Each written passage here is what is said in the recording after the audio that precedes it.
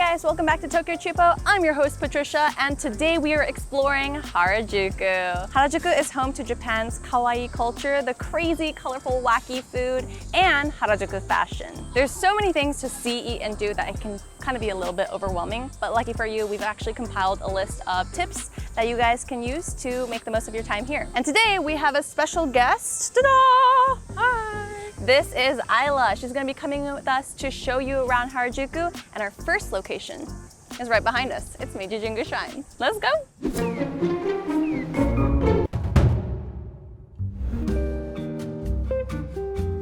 Behind us is the famous wall of sake barrels here in Meiji Jingu Shrine, and the significance is that brewers will actually donate this to the Meiji Jingu committee or to offer to the gods. Because of social media and whatnot, this has actually become a very symbolic spot and a very Instagrammable spot, so you'll see people take pictures here. And on this side, we have a wall of wine barrels. So during the Meiji period, Emperor Meiji wanted to adopt more Western culture, so he wore a lot of Western attire and especially loved wine. So this is a gift from France to showcase some connection between the two countries, as well as prosperity and happiness.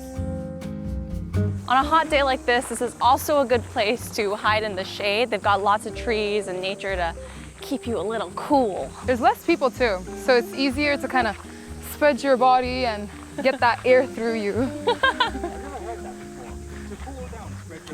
Yeah, so you get all the, all air. the air through all the gaps. Yeah.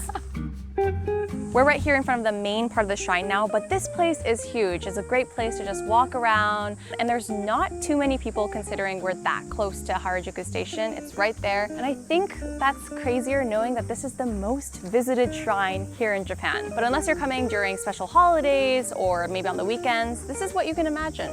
Lots of space. And here, there's loads of things to do throughout the year. There's a bunch of events, festivals happening. The most popular event would be the Hatsumode. If you're here during New Year's, start of the year, you can come here where it's gonna be very, very busy, but you can come here for a prayer for the whole year. You can also do omikuji, which is a fortune-telling paper.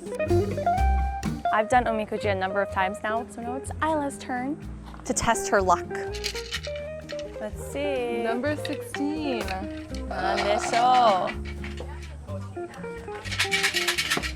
Okay. Oh, it doesn't say? I don't think it says.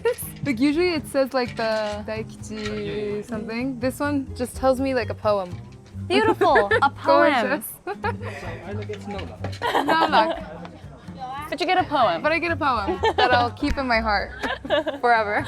On the way to the main shrine, you'll actually come across this place called Terrace. They've got like a souvenir shop, a terrace, a restaurant, a bunch of stuff. So if you want a quick bite to eat, you can grab that there or get some souvenirs, maybe some sake barrels. Who knows? You cannot come to Harajuku without visiting Takeshita Street. It's literally across the street from the station. But this is actually the place where you'll find all the crazy, wacky, colorful foods like the big watagashi and the big strawberry sticks. Yeah, this is the place. They've also got, you know what, instead of telling you, let me just show you. Let's go. We're in Harajuku, baby. Dressed up. Lock in. You know, a lot of people say Takeshita Street is too crowded or full of people, but there's a reason why a lot of people come here, including locals. I actually used to come here when I was like 10 years old, and I remember the first time I came, I was so blown away by all the shops and the loud music and the crazy fashion. So there's a reason, but you don't have to come if you don't want to. It's just available. It's there if you want. Expect to have a lot of people around you, but if you want to skip this crowd, then you can go through the side streets, which is what a lot of the locals do. You can't really get lost around here. Yes, there's a lot of people, but it's pretty much just walking in one straight line. Through the crowd, you might be able to see a Purikura land. This is heaven for Japanese photo booths. I'm sure you've seen photos or you've actually taken one yourself. Here you can find so many booths to choose from. And of course, if you're not too angry about looking like an alien, or if you want to look like an alien, best spot to come. Maybe Purikura might sound a little weird to do, maybe a little embarrassing, but it's just Japanese culture. I myself have probably taken thousands, and I'm not exaggerating here, thousands of Purikuras in my time, and still to this day. So check it out, you have to get one. You've probably seen this cotton candy everywhere. Yes, it looks great, it's iconic, but that's not really what I want right now. I want something a little bit more what the locals would eat, what this place kind of specializes in, which is crepe. Let's go. I just got myself a strawberry banana custard crepe, and this is kind of a sentimental moment for me because this is the same store I visited when I was 10 years old, the first time I came here. And it's still standing. It says a lot about a store. But without further ado, we're gonna dig right in because I am hungry. Alrighty, itadakimasu. Let me get the strawberry. That is good. Nice and crispy because they make it on the spot. So as soon as you order, they make it. It's nice and fresh. And you can customize. There's not a lot of places where you can customize the food that you order in Japan. But here, I don't like whipped cream. I said no whipped cream. I got a custard. They do also have savory options if you're into that. I don't know, that sounds kind of gross to me, but it's there. You would order hamukare. No, but like imagine hamukare with strawberries and banana and cream while you're at it. Might as well just add everything. Do you want to try it? Okay. You know what? The ham cheese with strawberry, I think I could go for that. Ham, cheese, and strawberry. That sounds disgusting. When you think of Harajuku, you probably don't think of anime or anything manga related, but this place recently opened. We're here at Japanime Art Gallery and it's right by the station. It's basically like a museum of anime art cells and just posters that you can buy. We've heard they have all types of anime, old and new, so let's go check it out. As someone who doesn't even really watch anime, this place is really cool. Like, I just picture having this around my house. I can see it. I see the hype. There's an original hand drawing of a cell from Totoro by Hayao Miyazaki that's here, and it's framed. It has like a certificate of authenticity. Like these kind of things, I don't think I've ever seen anywhere else. And I mentioned this earlier, but even as someone who doesn't watch anime, this place is actually really sick. There's a lot of colors. Like I can see why people would invest in this. This is art. This is just cool to see. And you know what? Something that you should always keep in mind when you're coming to Japan is look up, because this building or this area is hidden upstairs. You have to go inside an elevator. So quick tip, always look up at the signs. Go up the random buildings, go up the escalators, because you never know what you'll find. And for me, I did start watching anime recently, but it's so great and so crazy to see the few animes that I've seen just on the walls, and it kind of gives me this like excited feeling like, oh my god, I know this anime. And to like think like it's such an original sketch, there's only one in the world, makes it so scarce and so special. And even seeing, for example, here I saw like Sailor Moon, Lupin, there's also Doraemon, like all the OGs are here, all the new ones are here. It's like kind of a exciting feeling. My heart is fluttering. I've just found my favorite one. It's gotta be the best one. And it's this Van Gogh version of Pikachu. So cute. And it has a certificate of authenticity. If you're worried about taking big frames home, they do worldwide shipping. Door-to-door tracking service. Shaw, how many views does this video need to get for me to buy one of these? For you to buy one of these, for me. Let me get back to you on that. Thumbs up. If museums are your thing, then head over to Nezu Museum. This place holds thousands of pieces of art, including calligraphy, painting, sculpture, archaeological work, and more. The museum also has a beautiful Japanese garden that'll make you forget you're in the middle of the hustle and bustle of Tokyo. And for you art lovers, there's an infinite number of gallery spaces and exhibitions taking place in the area. Design Festa Gallery is one of the permanent spaces where there's always new art to see over a number of rooms. They also have a cafe there in case you want to take a nice quiet break. There are hundreds of things to see, eat, and do around Harajuku, let alone all of Tokyo, and we know planning can get overwhelming. So if you need some help, Klook has you covered. Booking things in Japan can normally be quite difficult, but you'll be able to browse through activities all across Japan in your home language and easily use your international credit card to book these memorable moments you're looking for. Interested in indulging in some delicious Michelin star kaiseki? Or how about a vegan foodie tour through the streets of Shibuya? Or maybe you just love cats as much as we do. Well, there's a tour for that too. Klook also has regular flash sales and seasonal discounts, so it's a good idea to keep an eye out for those on their website. Check out the link in the description below to get started straight away on planning and booking your tickets on your PC or phone. It doesn't matter how old you are, despite the name, this store, Kittyland, is for everyone. Whatever it is you love, like the characters from Pokemon, the Sylvanian family, Dragon Ball, there's something there for everyone to geek out over. I'd even say this is a good place to buy your souvenirs. Harajuku is known for their shopping scene. They've got lots of options, but you should actually start with the one right behind me. This is La Fore. It's kind of like the Harajuku version of Shibuya 109, or that's what I like to call it. They've got more affordable clothes. Over here is Harakado. This is a newer one that I've actually not been to yet, so I'm really excited to go in there. Around this side we have Tokyo Plaza. They've got a really nice terrace and the famous mirror escalator area. This way we have Omotesando. So this one will actually take you down all the way to the Omotesando, and they've got luxury upscale brands on the street. If you're out here to shop and look for cool stores, then head down the back streets of Harajuku. This is where you'll find all the independent stores and cool brands, and you'll actually have some space to move around. Cat Street is one of those places you just can't miss. They've got a number of restaurants worth checking out around or in that area, and if you walk all the way down that street, it'll eventually take you right around Shibuya Station. In the back streets, you'll find a ton of cafes and more vegan food than you'd think. Be aware that weekends can get pretty busy, so make reservations where you can. If you're looking for anything beauty related, Cosme Tokyo is your spot. They've got everything from skincare, Japanese beauty products, drugstore products, and upscale makeup products.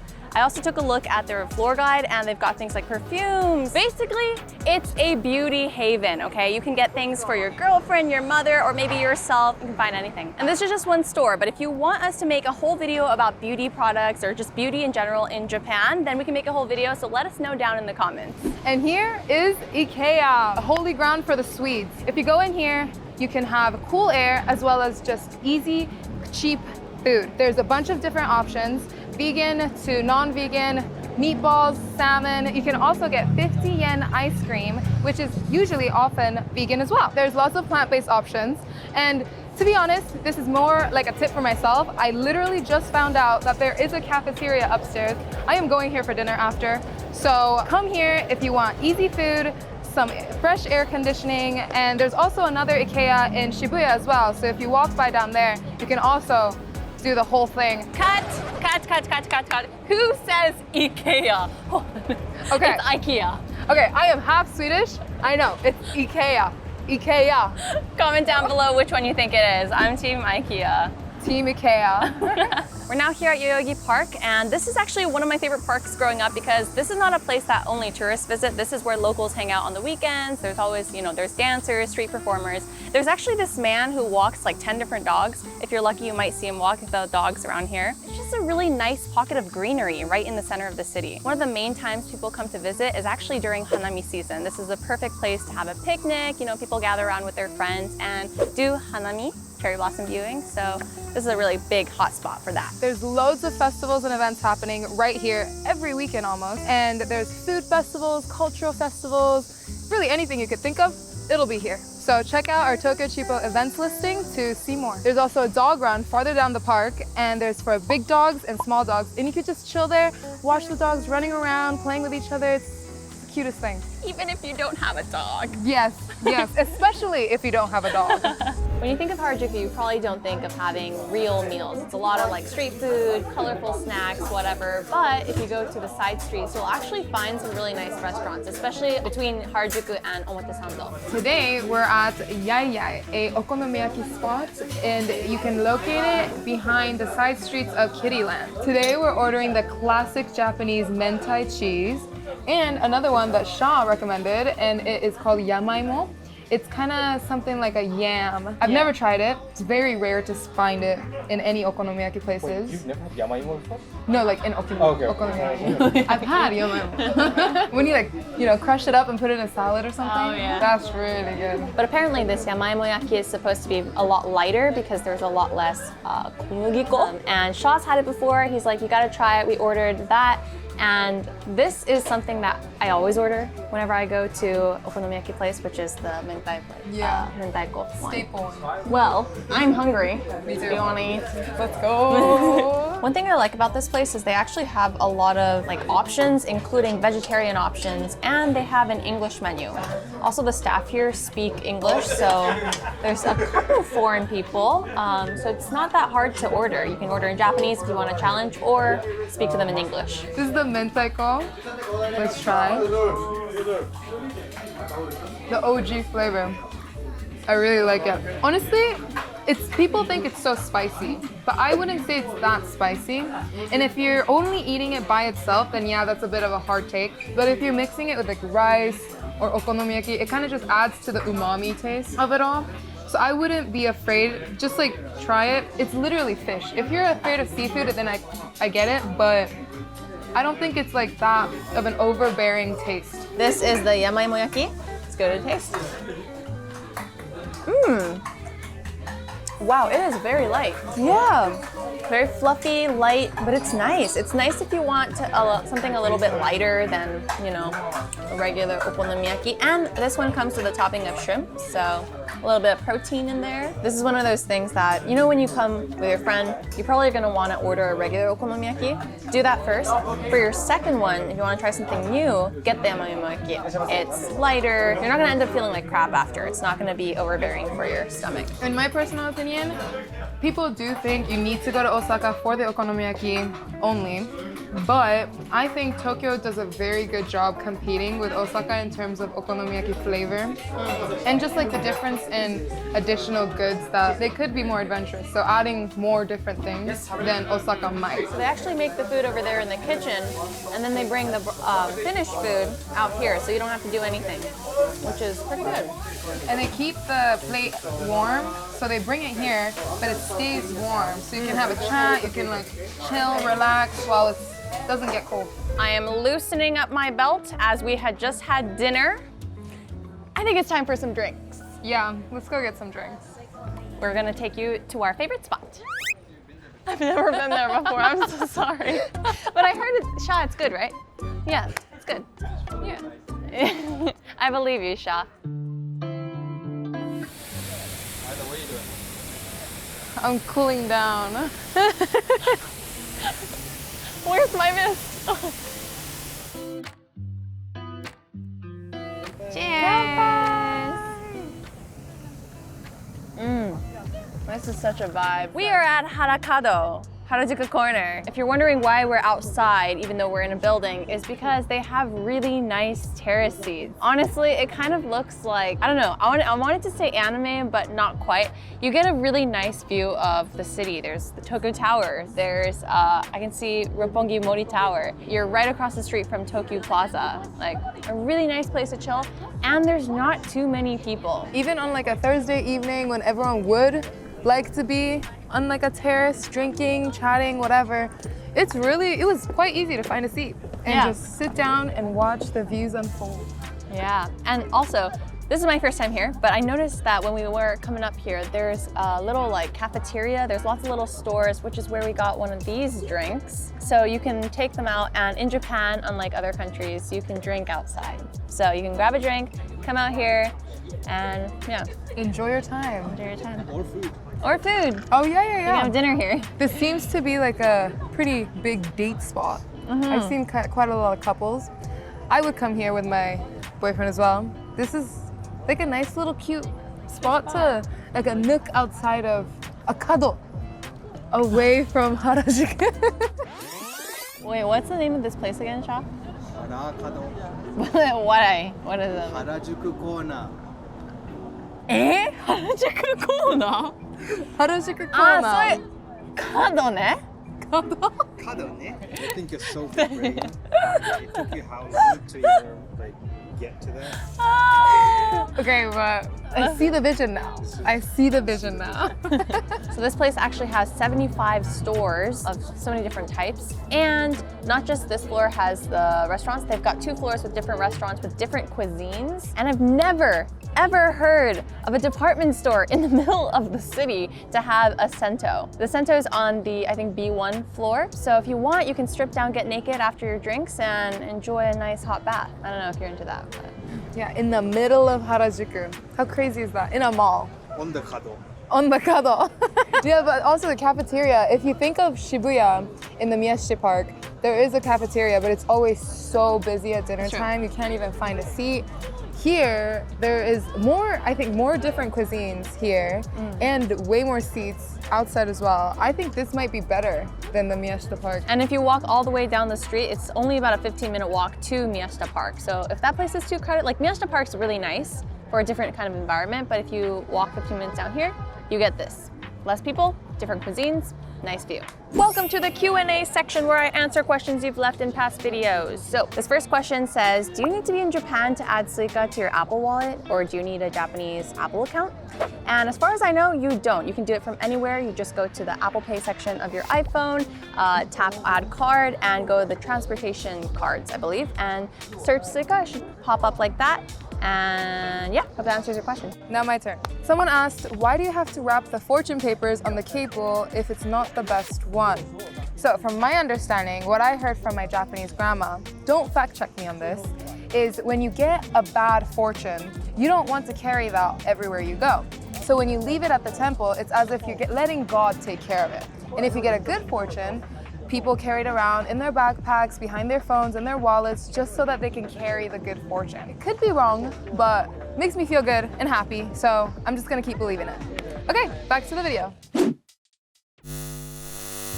So we covered a lot of spots today, but I feel like the best tip that we gave you that could be used in multiple different stations or areas in Tokyo is really just go inside the building, go up, and explore, because you really never know. Like, we wouldn't have found Japanime if it weren't for that. And for me, I've seen this building multiple times. I've never gone inside, and I now realize what I've been missing out on. So that's my tip. And my tip is always go to the ura. If you just turn different streets, especially in Harajuku, you can find so many restaurants and good stores. So make sure to look at the ura. All right, and that about wraps up the video. Let us know in the comments what your favorite tip or place that we introduced was in the video, and we'll see you in the next one. Let me grab our drink.